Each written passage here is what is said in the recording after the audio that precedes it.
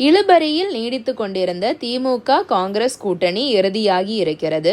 காங்கிரசிற்கு 28 சட்டமன்ற தொகுதிகளும் ஒரு ராஜ்யசபா சீட்டும் ஒதுக்கப்பட்டிருக்கிறது.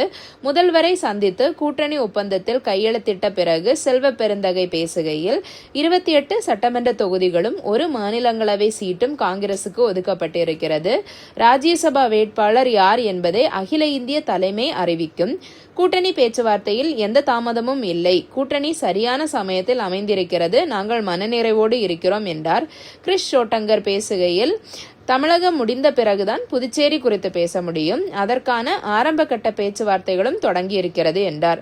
பவர் ஷேரிங் பற்றி பேசினீர்களா என நிருபர்கள் ஷோட்டங்கரிடம் கேட்க, அப்புறம் பேசுகிறோம் அதெல்லாம் என பத்திரிகையாளர்கள் சந்திப்பை முடித்துக்கொண்டு ஷோட்டங்கரை காரில் ஏற்றிக்கொண்டு கிளம்பினார் செல்வ பெருந்தகை.